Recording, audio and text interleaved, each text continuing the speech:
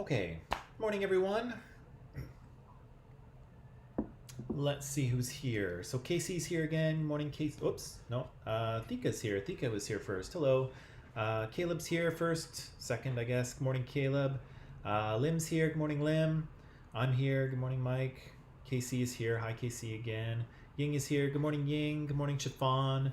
Hello again, Mashid. Karen's here. Hello again, Karen. Adalbert's here. Good morning.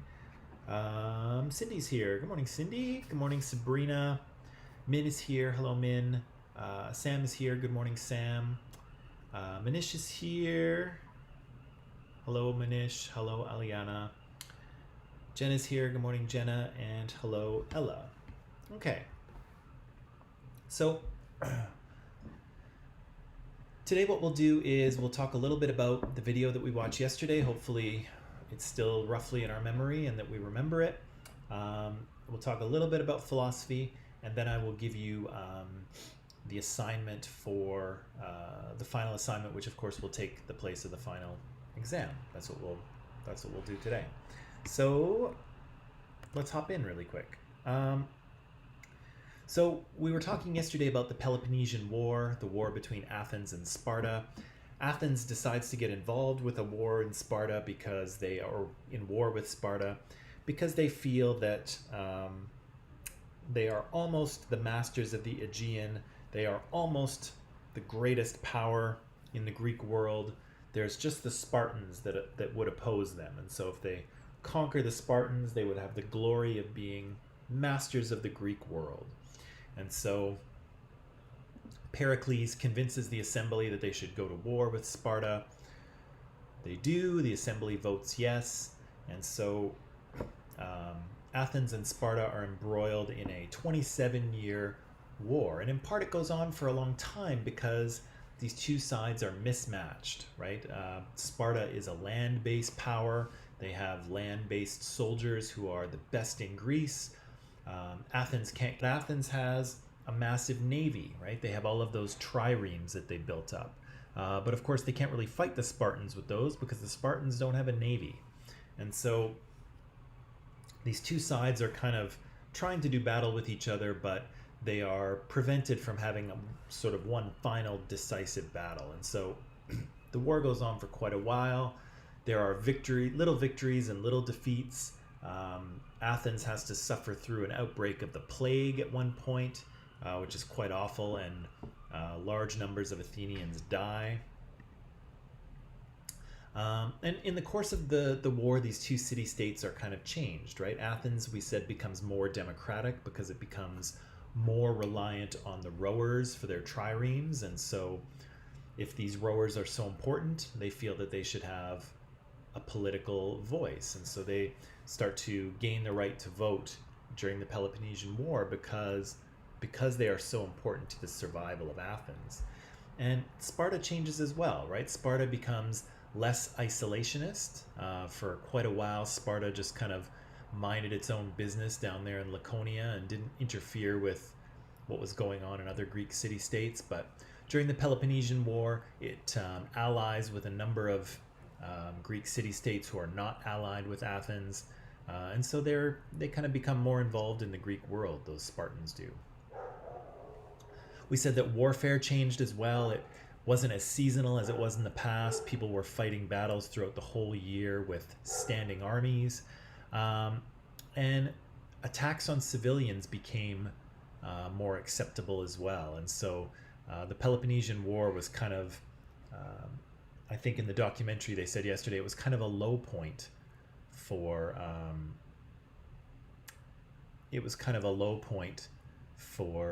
Greek civilization, as it were, because the warfare was kind of so brutal, right? We said that the outcome of this war was that the Athenians lost, right? The Athenians.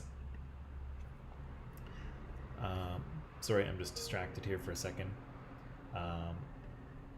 The Athenians lost, right? They went to help out one of their allies in Sicily, in Italy, really for no reason. They were just trying to humiliate the Spartans and make themselves feel better. So it was kind of it was a bad decision to go over there, but they went over there anyway and suffered a disastrous defeat. And so they sailed in some of their triremes over to the island of Sicily.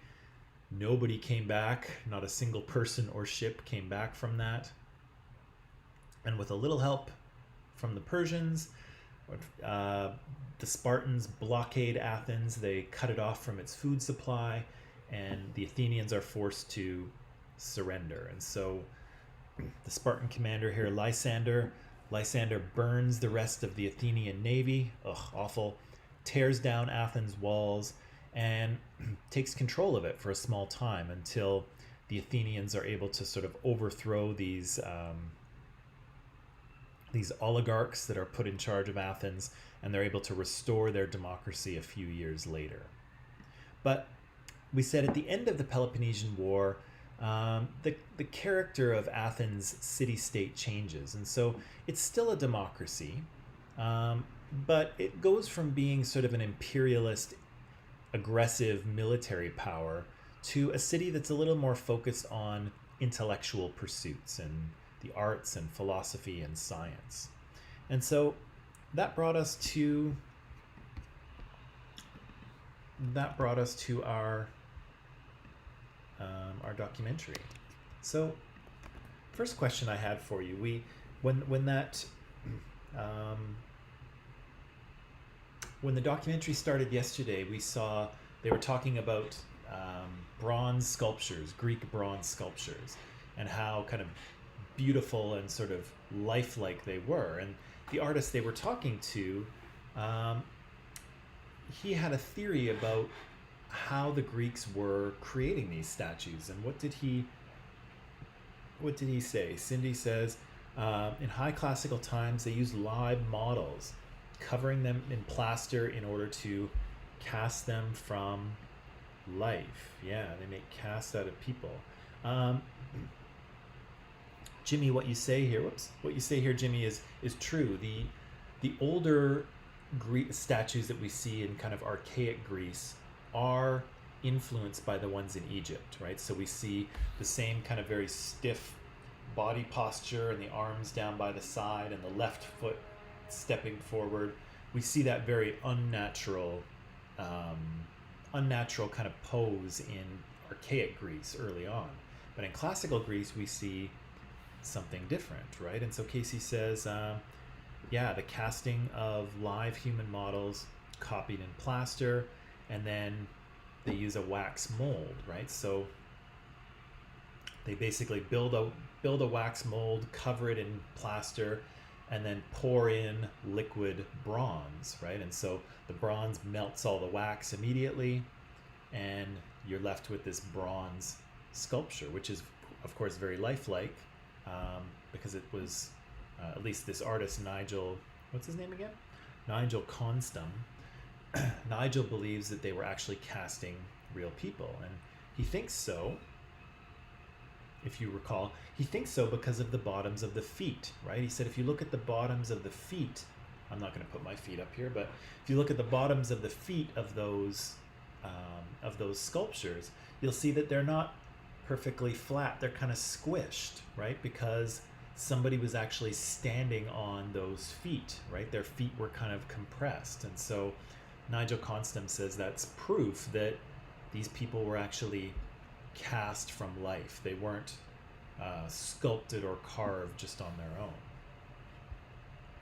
Which he said was a controversial idea, because many scholars want to believe that the Greeks were, just that amazing at their sculpting, which of course they were. They were amazing, but they also used this technique to make their sculptures even more realistic, right? It's still impressive. One way or the other, still impressive. We went on to talk a little bit about science and philosophy. And so philosophy and science at the time are very closely connected, because they're both asking questions about the nature of reality. And so nowadays we have science that has been more, we've created a number of disciplines, right? We've created sociology and anthropology and humanities and classics and philosophy and physics and chemistry and math. But really at the time, a lot of these scientific ideas were kind of thought of by the same people, because all of them were trying to figure out the world in a particular way. And so there was just this kind of ball of scientific rational thought that was happening in Athens. So Cindy says, yeah, the idea of an irreducibly small particle, and they gave it a name, meaning indivisible, atomos, right? Which is, again, where we get the word atom today. It comes from the Greek word atomos. And the Greeks imagined that all matter around us, all matter, is made up of particles, is made up of atoms. Even though they had no evidence to suggest that that's the way it was, they certainly couldn't see them, because even now with all of our technology, we can still barely see them. But yeah, the Greeks imagined that matter was made of atoms, which is remarkable, right? This is 2,500 years ago, right? This is before anything really, but these Greeks are thinking about what is the nature of matter, and they come up with atoms. I'll talk about this again and again, but again, we're seeing a shift in, we saw it with Confucius, to some degree we saw it with Buddha, but we definitely see it here in Greece. We see this idea of shifting away from knowledge coming from up above, right? Knowledge coming from God or from the heavens. And people start to think about the idea that maybe the universe works in a particular way, right? Maybe there are universal laws, and if we pay attention and if we observe very carefully, we might be able to figure out what those laws are. And if you think about it, that's exactly what science is, right? Science assumes that the world works in a predictable, understandable, rational way. And if you observe carefully, you can figure it out. You can figure out how the world works. That's science in a nutshell, right? And so in terms of Western scientific thought, this is kind of where Western scientific thought starts. It starts out with these philosophers and kind of rational thinkers thinking about how the world works and how the universe is organized. And again, they don't look up there. They don't say, does something happen because the gods make it happen? They say the universe operates in a predictable way, and if we think carefully and if we observe carefully, and if that dog will stop barking, then we'll be able to understand it, right? Oh yeah, and one of these guys that we hear about is Socrates, right? We hear about Socrates, and you've probably heard his name before. It's very popular. He's a very influential thinker in ancient Greece.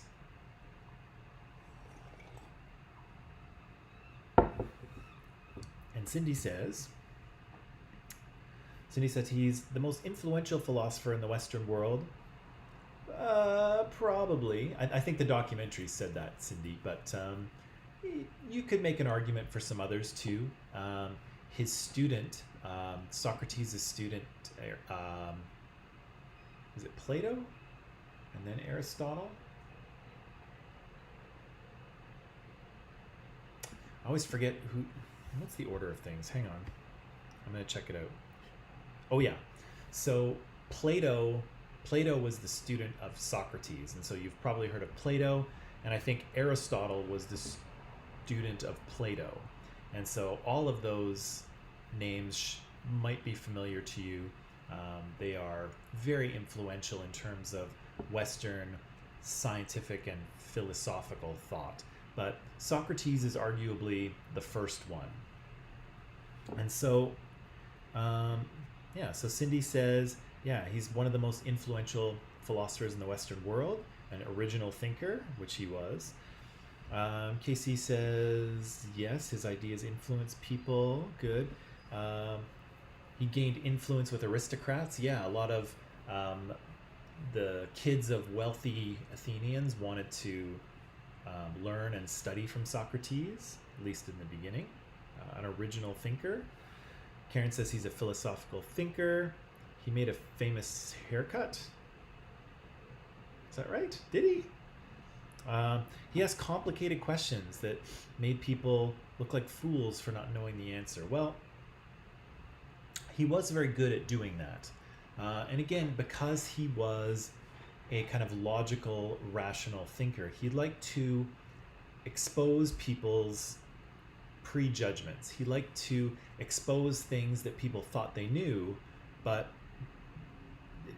when sort of pushed, when questioned, they couldn't defend those beliefs. They didn't know why they believed what they believed. And again, to sort of tie it back to what we've been doing, that's critical thinking, right? Remember when we started talking about critical thinking, we said that it was a systematic, rational way of evaluating our beliefs and figuring out why we believe what we believe and should we actually believe those things. And so Socrates was thinking critically, right? He was examining his own beliefs and he was trying to get people to examine their beliefs. And so sometimes people were made foolish because Socrates could be a bit of a jerk, I think. But he would expose people's questionable beliefs. He would expose the things that people thought they knew, but they didn't know why they knew them, and they couldn't defend why they believed them in the first place, right? And so, yeah, the one where you're bald, but you have hair on the bottom of your head. Was that his? Oh, okay. If you say so, I don't know. It's possible, but they do say though in the film, and they say so in other places, that apparently Socrates was reasonably unpleasant to look at, and so he was not an attractive man. He was kind of an older guy. The haircut may have been pretty questionable. He didn't really wash. He didn't really wear nice clothes. He just wore the same thing all the time. Walked around barefoot. And so he really didn't care anything for appearance. He was all about the world of the mind. And apparently he could be, kind of a difficult, character to deal with, because he didn't worry too much about people's feelings. He was trying to get them to question their lives, right? And question what they thought they knew. Oh, what happened there? Hang on. There we go. So he gave us rational inquiry, they said. What is that? Well, part of it, I guess, is what Cindy says here, is that Socrates says that an unexamined life is not worth living, right? So Socrates is kind of saying here that, if you just do what everyone tells you, if you just believe what culture and religion and people want you to believe, and you just go through life doing what you're supposed to without ever thinking about anything, then Socrates is saying, what kind of life is that, right? What kind of life is a life where you just do, exactly what everyone tells you, you believe what everyone else believes, you just go along with, what everyone else goes along with the herd, and you live your life and then you die. And so Socrates is saying, what is the point of a life like that, where you don't actually question the things around you, question the things that you believe, and follow your own path, right? Make up your own mind, come up with your own understanding of the world, right? That's what he's kind of arguing here, right? Cindy says, theories of how the world was made up of atoms and how diseases could be cured. Yeah, I think so. I think we probably may have answered this one already. But again, the idea of rational thought is that the idea is that you can logically question and understand things. So knowledge doesn't come from up there. It doesn't come from the gods. You can generate knowledge yourself. You can create knowledge if you are rational and logical, and if you question the things around you. right? And if you try to come up with logical, reasonable, defensible answers, right? So you can generate knowledge. You can figure out how things work. That's rational thought. That's rational inquiry. And again, it is the basis of Western scientific thought. And again, these guys are doing it 2,500 years ago. Okay, so then the documentary switches gears a little bit and starts talking a bit about religion and cults and religious practice. And so we hear a little bit about the cult of Aphrodite. Aphrodite, of course, is the Greek goddess of wisdom, but of persuasion, but also of love, right? And so women are encouraged to worship Aphrodite, Cindy says, because women could entice this cosmic glue out of Aphrodite. So the skill of persuasion, right? The skill of, getting other people to agree with you and to see your point of view, that's something that comes from Aphrodite, right? And so she's being honored and asked here because, again, persuasion is an important part of democracy, right? If decisions are made by everyone voting on something, you have to be able to convince large numbers of people that they should do the thing that you want them to do. And if you can't do that, then you can't really have any power in a democracy. So persuasion is power. The ability to persuade, the ability to get people to see things the way you see them, that's important in Athens, right? It's not important in a city-state like Sparta, right? Sparta is not about persuasion. Sparta is about following the rules, right? Sparta is about being a good Spartiate, right? Being a good soldier, being a good mother, athletic training, military training, and dying for Sparta, right? So Sparta's not about critical thought. Sparta is not about rational inquiry. Sparta is about following the rules, right? And being a good Spartan. But Athenians are different, right? Athenians are about questioning and debating and arguing because they're different. It's a different city-state. All right. And so Bettany Hughes then goes on to talk about a little bit about the legal system and the religious system. And so she says that Western states like Canada and maybe to a lesser extent the US, but many modern states have a separation between the church and the state. And so the state is responsible for running the government.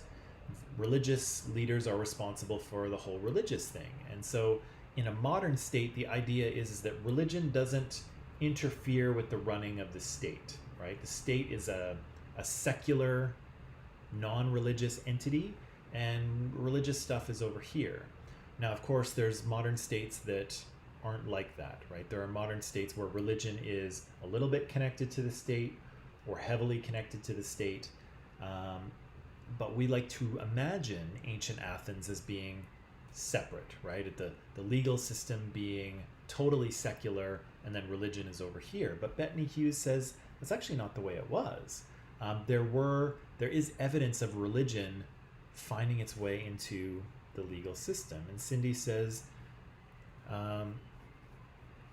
that black magic was used. And so if you're not familiar with black magic is kind of magic that you can use to manipulate or hurt other people, right? So we saw some evidence that people were trying to use curses and black magic and things like that to influence the outcome of a trial or to influence someone who was charged with a crime. So even though we might want to see the Athenian legal system like our own as separate from religion, actually, not so much, right? Not so much. There was some evidence that there was overlap between religion and the legal system. Okay. What are the mysteries? Very mysterious.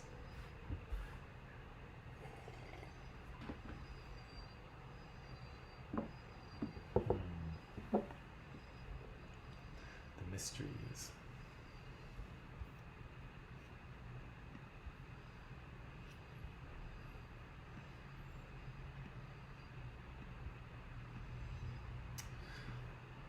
What are the mysteries?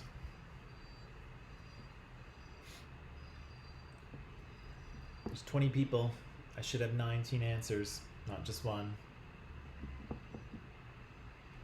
What are the mysteries?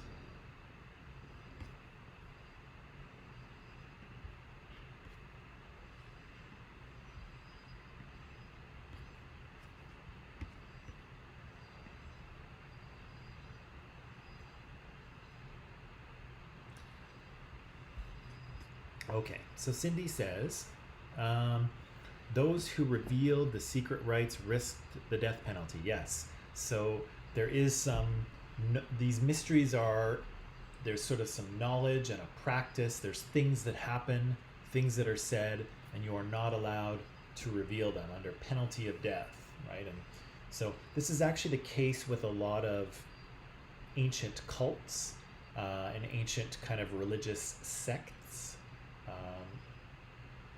There is this idea of secrecy, right? They're secret societies, they're secret cults, and so in many cases sometimes we know that they existed, but we don't really know what they were doing or saying or practicing because of course it's a mystery, it's a secret, right? You're not supposed to reveal it. And so in many cases we don't know a lot about some of these secret cults. But Casey says in this case we know a little bit. We know that it's a festival that symbolizes a sense of togetherness, right? There's more to it. There's more to it. Does anyone have more for this one? Because there was a little bit more to that. Then you get killed, I think. Then they kill you. It's a harsh and brutal time to live, Karen. It's a harsh and brutal time to live. So these mysteries, it seems, were, again, very secret, and they were kind of a festival that sort of brought Athenians together. But it was also one that had something to do, it seems, with death and the sort of rite of passage that happens when you die. And so there was whatever was happening behind closed doors seems to have been connected to the myth of Persephone, right? And we heard about that in an earlier video we watched. Remember Demeter, the goddess of agriculture and the harvest? She had a daughter named Persephone, and Persephone was kidnapped by the god of the underworld, by Hades. And so they negotiated, and an agreement was worked out that Persephone would spend half the year with Hades, and then she would come back and live with her mother Demeter for half the year as well. And so when Persephone is away during the winter, that's when the crops don't grow, because Demeter is the god of agriculture, and she's sad because her daughter's gone. So there is, but if you think about it, there is a kind of a comfort there, because Persephone is able to go into the underworld, right? She's able to go into the world of the dead, but she's also able to come back, right? So Persephone can move between two worlds. She can go into the world of the dead and into the world of the living and back, right? And so I think we said at one point when we talked about the characteristics of religion, we said that one of the things that religion does is it gives people a sense of comfort, right? It relieves their anxiety about things that they don't understand. And death is one of those things that we don't entirely understand. We don't know what happens after you die. We still don't know that. And so for the Greeks, they were comforting themselves with this knowledge that there were a bunch of gods that never died, really, right? They were immortal gods, and so that's comforting. And the other thing that's comforting is we have this character Persephone in the myth, and Persephone can go between two worlds. She can enter the world of the dead. She can also come back to the world of the living. And so I think the idea was that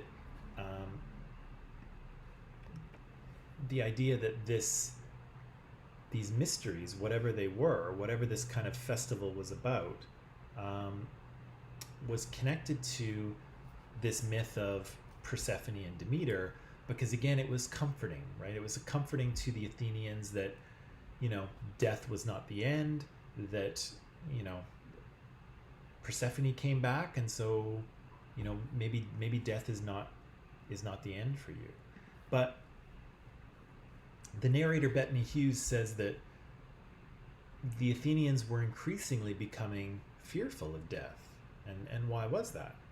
And so KC here says because they started wondering what would happen to them after they died. Yes, okay. But why did they start wondering that more?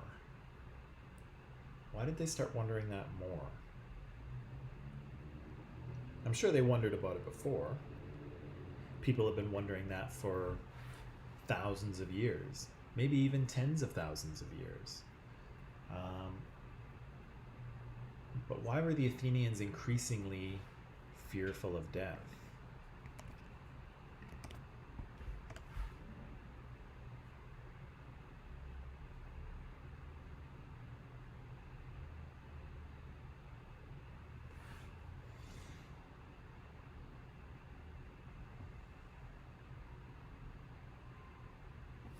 Why were they increasingly fearful of death?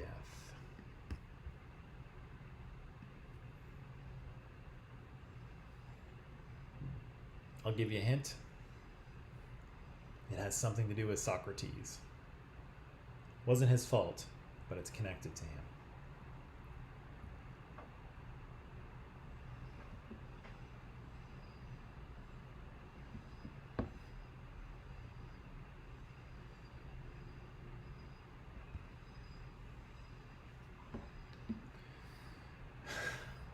Overthinking. Maybe.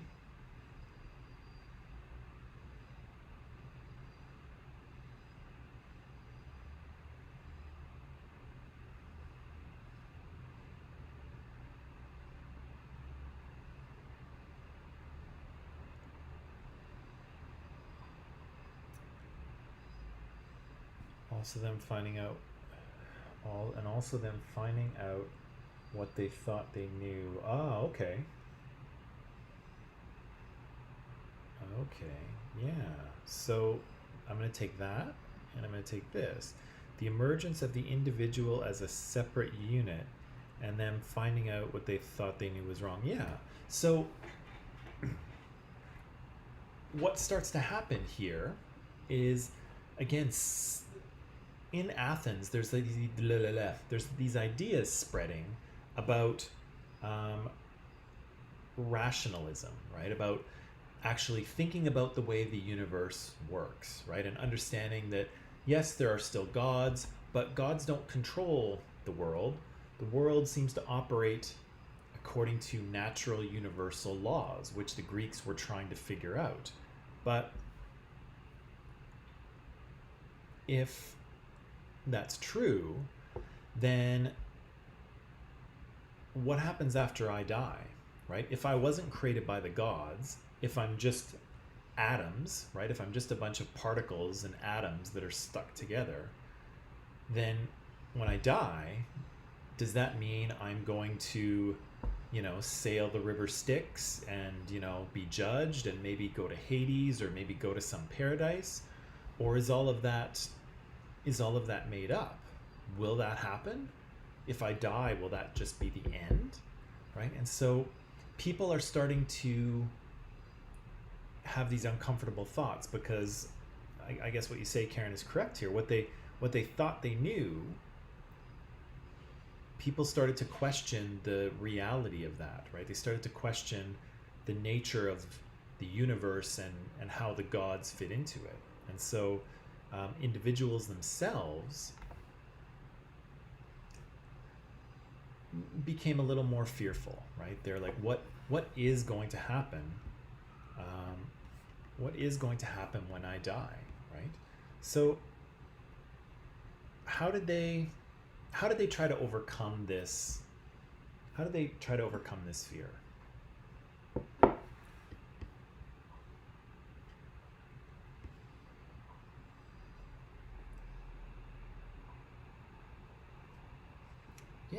Yeah. So we see things like these cults kind of pop up, right? These mystery cults appear that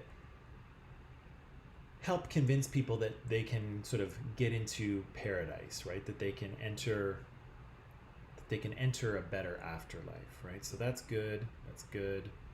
Yeah, to find their way to Elysian fields, which is a kind of a paradise, right? Good stuff.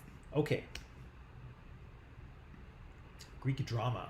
So Athenians are also known for dramatic plays, and so there's a number of famous playwrights that are writing around this time: Sophocles and Aeschylus and Euripides, and they're writing these plays, and these plays are performed in front of thousands of people in these open theaters, and the remains of these open theaters are still in evidence today. There's archaeological sites where you can see these theaters still in existence, and so this is a major way of entertainment for the Athenians, right? There's no Netflix, and so they go to plays. They go to these dramatic plays. And so what kind of subject appeared in Greek drama? The pursuit of power, yes. So playwrights, the people who were writing these plays, they often had themes of the pursuit of power, trying to gain control of something. Pearly says tragedy. Yeah. Tragedies are, in probably the simplest term, tragedies are, they're kind of stories with an unfortunate ending. And for some reason, the Greeks love these, right? Here in the West, we always like a happy ending, right? We like it when everyone, gets what they want by the end of the movie and they live happily ever after, right? That's kind of what we like in the modern Western world. But in ancient Greece, they really liked it when things ended badly, interestingly. And so tragedies are like that. Tragedies are usually situations where the lead character is trying to accomplish something and they come to a point where they realize that it's futile, right? Everything they've tried to do is impossible. The thing they've tried to accomplish, they didn't accomplish, and they'll never be able to. The thing they most feared has come true, and there's nothing they can do about it, right? And it's just this awful, tragic feeling of just futility and defeat, right? That's kind of what a tragedy is. And so the ancient Athenians love these things. They love these stories where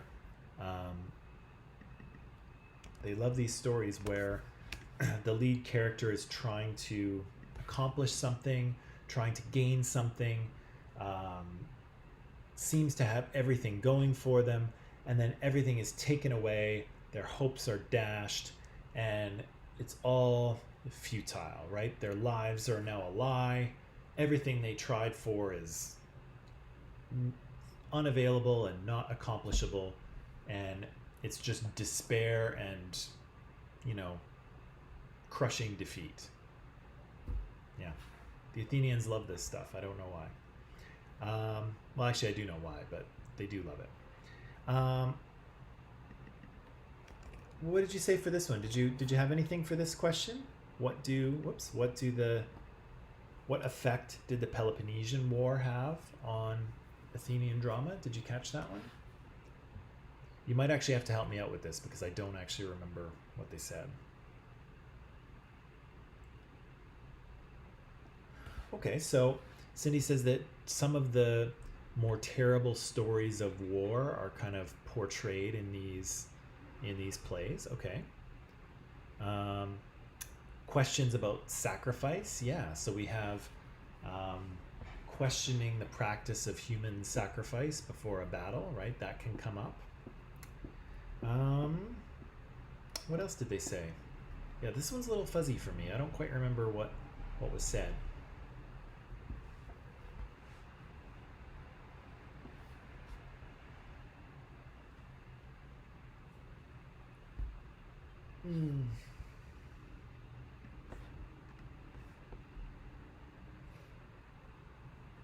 Okay, maybe I'll leave that one because I can't fill in the blanks on that. This one though, what lessons does drama hold to the Athenians? What kind of things do they learn from these plays that they go out in the thousands and watch and enjoy and laugh and cry and participate in? What do they get out of it? What do they learn from these things?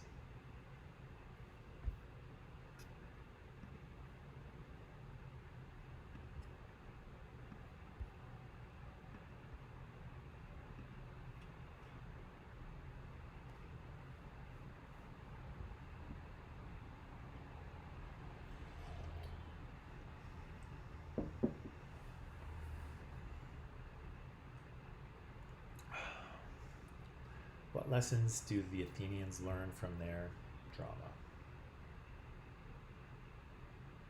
Drama! What do they learn?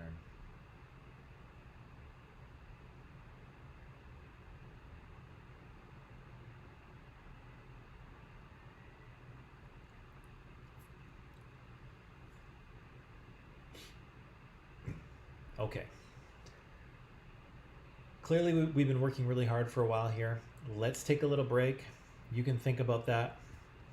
You can think about that on the break, and when you come back, you can dazzle me with your answers. Okay, so take 10, come back.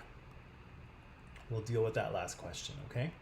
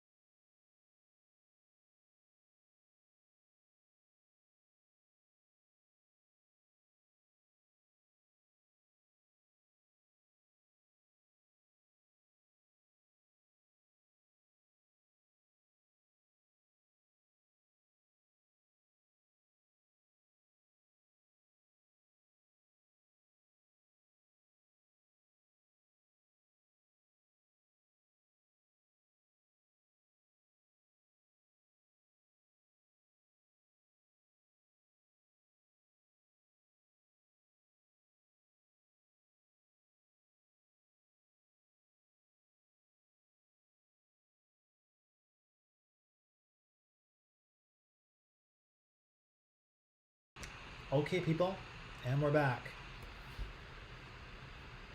So, got anything for me? Lessons that drama held for Athenians? Hmm?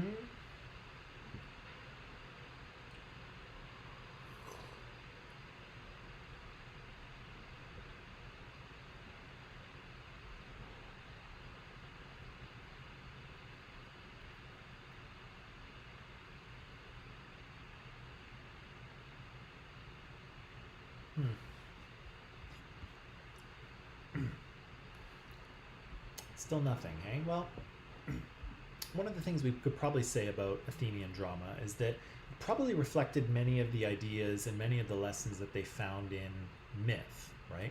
So, again, if you remember from yesterday, from the myth of Icarus and Daedalus, one of the sort of major themes in there was hubris, right? The idea that if people got too prideful or too kind of big for their boots kind of thing, that bad things would happen to them. And so that element of hubris would probably show up in Greek tragedy as well, right? People who tried to be too great or thought they were better than everyone else or tried to outdo the gods, and then they suffer a big fall, right?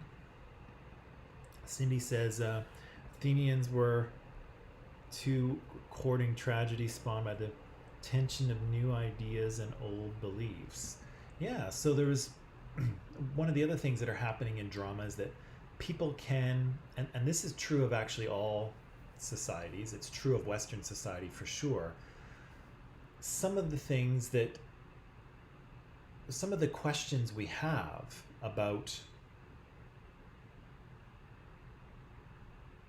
the world and society and the universe, we work out those questions through drama, through fiction, right? And so the Athenians here are experiencing a bit of a pull between their traditional religious world, a new rational world that is secular, right? That is not religious for the most part. And there's kind of a tug of war between these two very different ways of seeing the world. And so the Greeks would have been exploring that through some of their plays. And again, if you think about it, we do that in our fiction as well. Most of you have probably seen at least one of the Jurassic Park movies, right? Either the first one or the ones that, I think there's 3 of the original ones, and then there's 2 of the new ones, right? With Chris Pratt and Bryce Dallas Howard. If you've seen any of those Jurassic Park movies, one of the things that, yes, they're fun and exciting and you get to see dinosaurs eat people, but one of the things that we're exploring is, how much should we do with the science that we have, right? Just because we can do something doesn't mean that we should do something, right? If we could bring dinosaurs back, is that a good idea? And in many cases, I think the movie argues that no, it's actually a bad idea to do that.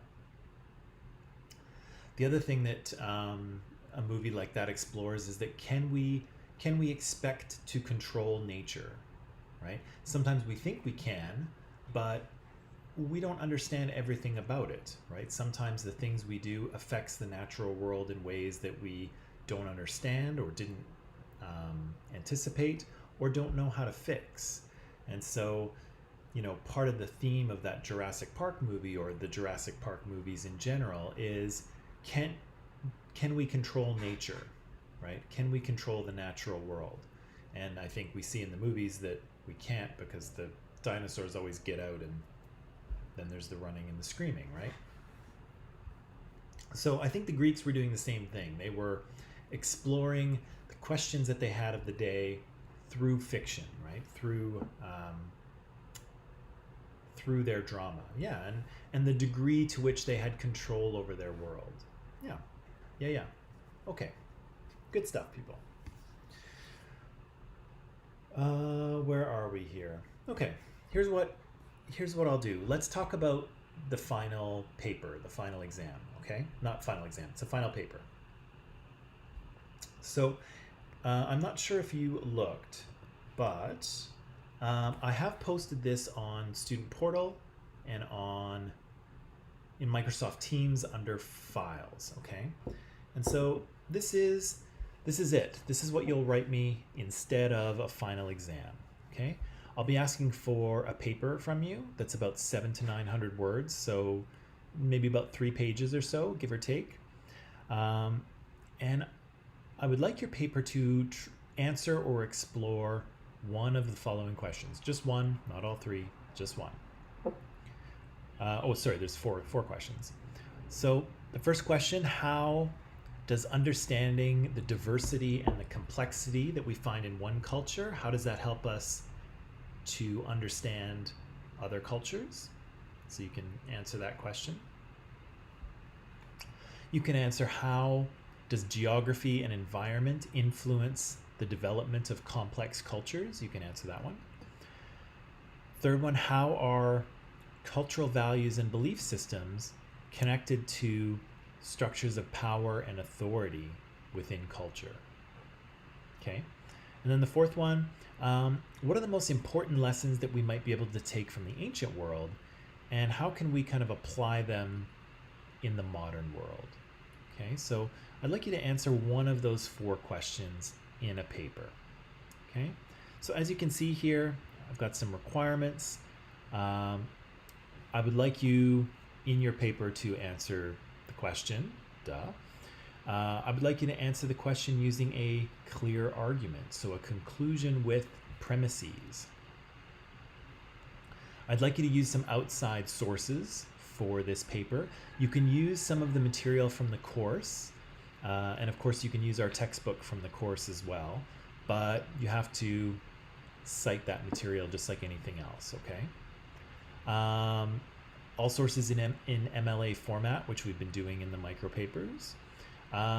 All sources have to be credible. They have to be good, decent sources, okay? No Wikipedia. And of course, this is but not to be plagiarized in any way, right? So you use your own thinking and your own thoughts, and where you borrow from other people, you have to cite it. As I mentioned, I'd like it to be about 700 to 900 words long. If you go a little over that by accident, that's okay. You know, don't give me 11 pages or anything. I do have to read all these things at the end, so be merciful. But formatting, kind of standard stuff here. Times New Roman font, size 12, double space, title at the top with your ID number, and of course using the MLA citation style, okay? And so I'd like this to be due on August 10th. August 10th is not a Friday, it's a Monday, so I've got to fix that. So Monday, August 10th is when it is due. So that's about 3 weeks from now, okay? So what I want you to do in this paper is, this paper is taking the place of a final exam, right? So I want you to show me that you get it, okay?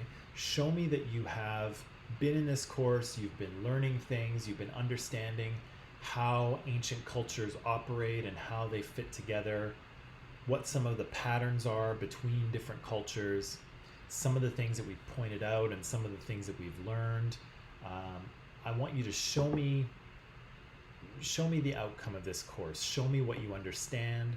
Show me your thinking and your understanding, okay? So I don't just want a bunch of information in there. You'll have to use some information, obviously, but don't just give me a bunch of, facts and data, because I can get that anywhere. I want to see you thinking. I want to see you understanding culture and ancient history, and I want to see you making connections, making comparisons, and understanding things. That's what I want to see, okay? There is a marking guide also in Student Portal and in Microsoft Teams, so you can look at that. And yeah, so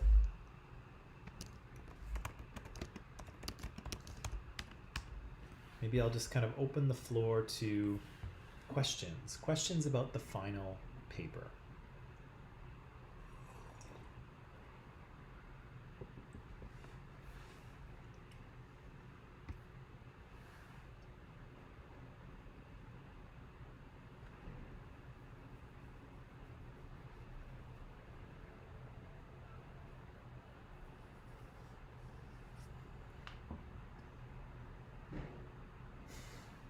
Karen says no. Carmen says nope. Okay.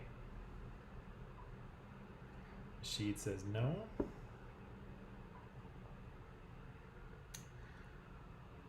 Do it in point form or essay. I want, Jimmy, I want an essay format. I want full sentences and paragraphs and the whole show. Ella says no. Cindy says not right now. That's too bad, Cindy, because this is the only time you can ever ask any questions. After today, you can never ask me any questions again. I'm just kidding. Of course you can. Siobhan says not for now. Okay. Thika's no. Pearly. It's about every culture or a specific culture. That's a good question. Use what you need. Okay. So you could, depending on the question you choose to answer and depending on how you choose to answer it, you might talk about, you might talk about China and India. You might talk about Greece and Rome. You might talk about China and Rome and Greece. You might research a little bit from another culture that we haven't dealt with and use that in your argument. So you definitely don't have to mention, sorry, just about bit my tongue there. You definitely don't have to mention every culture. You just have to answer what you need in order to answer the question. Okay, so I'm not looking for you to take everything from this course and dump it into this paper. That's not possible or advisable. Take the things that you need in order to provide the best answer you can to the question. Yeah. Aliana says no, hopefully. Well, I mean, you don't have to hope, Aliana. If you have a question, ask it. Questions are good, especially when they keep you from totally, making a huge mistake on something, right? Manish says about the final, I think you didn't put the correct guide in the student portal. Okay, I think you're right, Manish. You're right, Manish. So I'm going to, as soon as we're done, I'm going to fix that. I thought I might have made a mistake there. Sorry. I thought I might have made a mistake there, and I did. So the one in Microsoft Teams is correct. So I'll go and fix the one in Student Portal because it's the wrong marking guide. The one for this class is very similar, but I'll fix it right after class. Thank you for pointing that out. Okay. How do we cite the PowerPoints? How about we deal with that tomorrow? I think there is, if you check the MLA style guide in the links that I've shown you, so the ones that you see here, there is a procedure for doing that, but we could talk about that tomorrow because I have to refresh my memory on how to do that. But you can cite them, and you should cite them. Sabrina says no. Adalbert says no. Okay.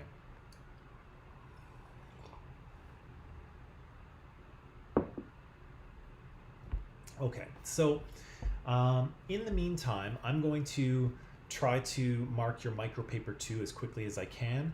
I'm making my way through the social justice ones, and I'm almost done, and then I'll move on to the comparative culture ones here. Again, I'm going to try and get them back to you as soon as possible because I want you to have them back before you get too far into this one. Now, yesterday, Casey asked a question about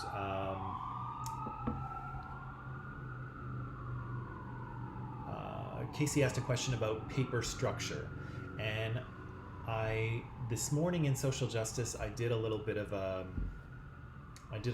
thing talking about arguments and paper structure, and I think it went kind of well. I think I'm happy with how it went, and so I think in this class, instead of doing that whole thing again and probably doing it worse than I did this morning, I'll get you to, if you have questions about paper structure, I'll get you to watch the social justice video from this morning. And so it's kind of the second half of, or the last part of social justice class from this morning. That video won't be posted on YouTube until probably tonight, because it takes about 8 hours for YouTube to sort of encode and post the video. But if you looked at it tomorrow, for instance, there's a good 20 minutes, I think, where I talk about arguments and paper structure and how to do it.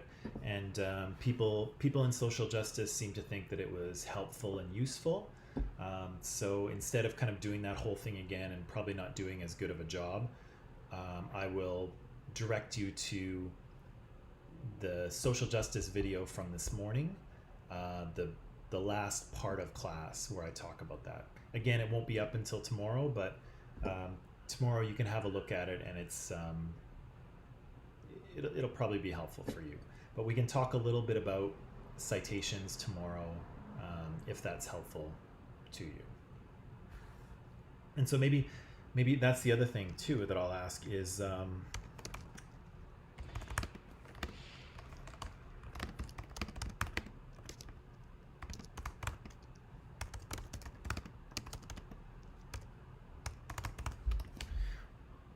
is that what else might you want me to talk about in terms of paper writing? So again, Casey had this question about paper structure, and so I answered it as best I could.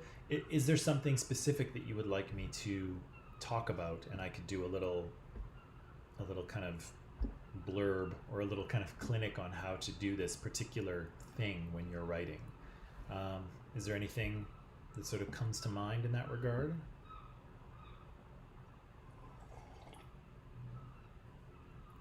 Again, the citation thing I could definitely talk about.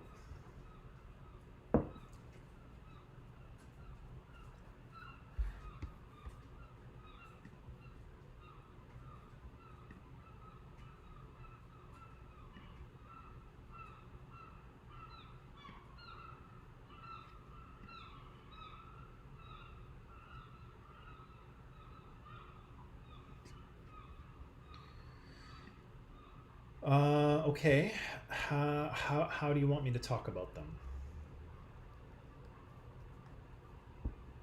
Like, give you a little more...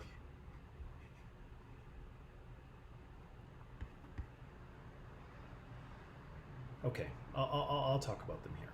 So, oops, let's go back here. Okay, so yeah, we've got 4 questions here. So the first question is more about the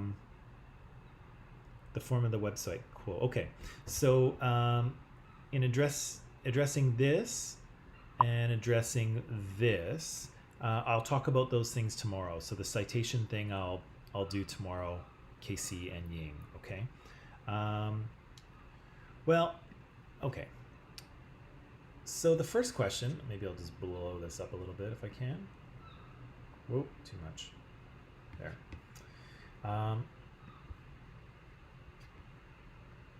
The first question here. So the simple form of this question is, how does understanding one culture help us to understand another culture? Okay. So we've talked about a number of different ancient cultures in this class. We've seen some similarities. We've seen lots of differences. And so what I'm asking here is kind of a larger meta kind of question, right? The question is, how does examining one culture help you to understand another, or maybe even to understand your own? again, in terms of what to mention and what not, I don't really know, because, Siobhan, it depends on how you want to answer the question and what you want to say. And so depending on what you think the answer is, you will support it with the details that make sense to you. So I can't really tell you what to say and what not to say, because I don't know what your answer is. Same thing with geography and environment. And so we've talked a little bit about the environments that certain cultures have inhabited. We've talked a little bit about the ways in which environment has influenced cultures. You could do a little more research in that regard too, to find some more interesting details. We didn't spend a lot of time on that. But again, you could answer this question and explain how the geography and the physical environment influences culture. Okay. Cultural values and belief systems connected to power and authority. Right. So how do the things that people believe and the things that people think are important, how are those connected to the way that societies are governed? Who has power, how they keep power, how they justify the fact that they have power. Those things are connected to cultural values and cultural beliefs. And so you could talk a little bit about that. Again, you might have to do a little bit of outside research to fill out your answer, but I think we've seen some connections between those things in this course. And finally, I'm not really sure what you might say for this one, but are there important lessons from the past that we can apply to the modern world? And so, again, this question is kind of based on, good grief, in my building across the way, there's a balcony with this big Rottweiler, and every time he sees a dog in the alleyway, he goes bananas. Okay, so the last question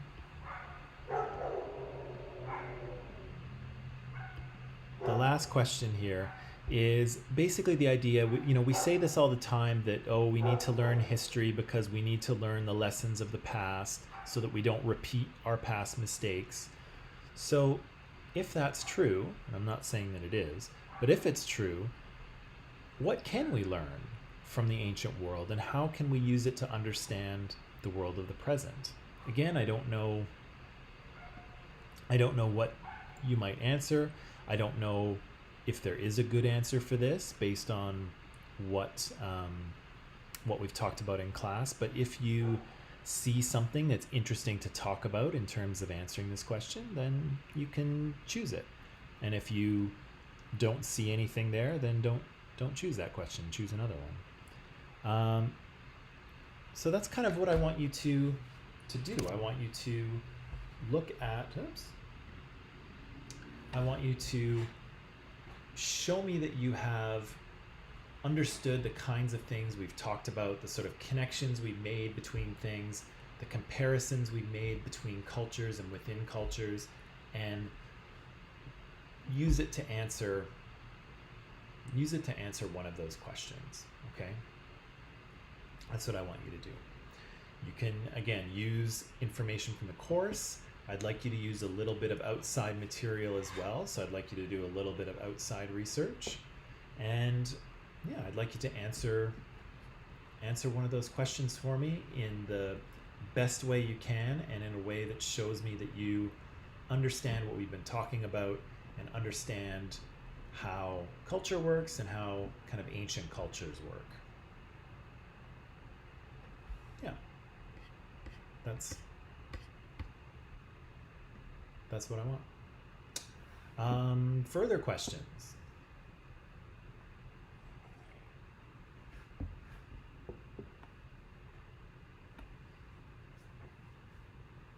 Further questions?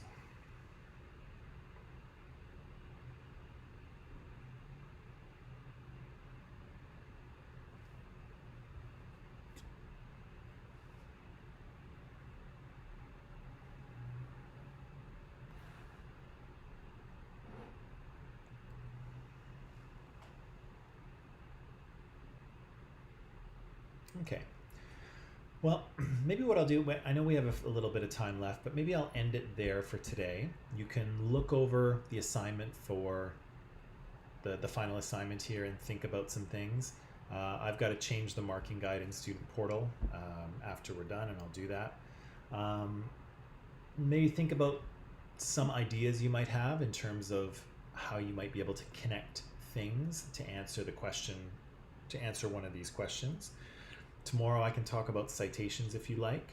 And we're almost done Greece. We're going to wrap up Greece by the end of this week. We could spend longer, but again, we're kind of running out of time. We should probably get going on Rome if we want to make an end of Rome in a reasonable amount of time as well. So I'll end it there for today. If you have any additional questions, of course, you can always ask me, or you can save them for tomorrow and ask me. But in the meantime, I think I'm going to end it there for today. Okay, so thank you for being here. Thank you for participating in the live chat. That's always good. Have a nice afternoon, and I will see you tomorrow. Okay, so bye.